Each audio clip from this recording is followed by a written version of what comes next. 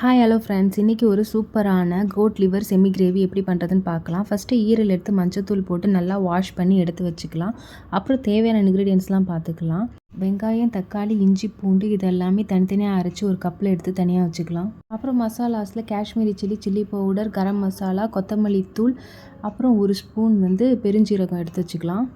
இப்போ ஒரு வாணலில் ஒரு ஸ்பூன் நெய் ஊற்றிட்டு தேவையான அளவுக்கு எண்ணெய் போட்டுட்டு பெருஞ்சீரகத்தை போட்டு பொரிய விட்டுக்கலாம். பொரிஞ்சதுக்கப்புறம் நம்ம அரைச்சி வச்சுருக்க வெங்காயத்தை சேர்த்து நல்லா வதக்கிக்கலாம்.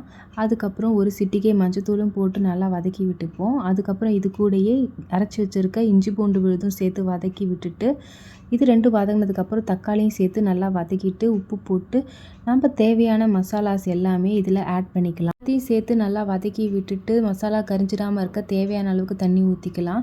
அதுக்கப்புறம் கொஞ்சமாக கொதி வந்ததுக்கப்புறம் நம்ம வெட்டி வச்சுருக்க ஈரலை இது கூட சேர்த்து நல்லா கலந்து விட்டுப்போம். நல்லா கலந்து விட்டுட்டு உப்பு காரம் எல்லாமே கரெக்டாக இருக்கான்னு செக் பண்ணிவிட்டு ஈரல் வேகிறதுக்கு தேவையான தண்ணியும் ஊற்றிட்டு மூடி போட்டு மூடி வச்சுக்கலாம்.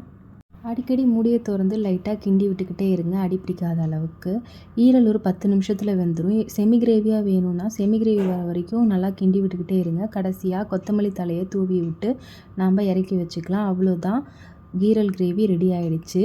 இந்த ரெசிபி உங்களுக்கு பிடிச்சிருந்தால் மறக்காமல் என்னோடய சேனலுக்கு சப்ஸ்கிரைப் பண்ணிக்கோங்க. இன்னொரு குக்கிங் வீடியோஸில் பார்க்கலாம். பாய்.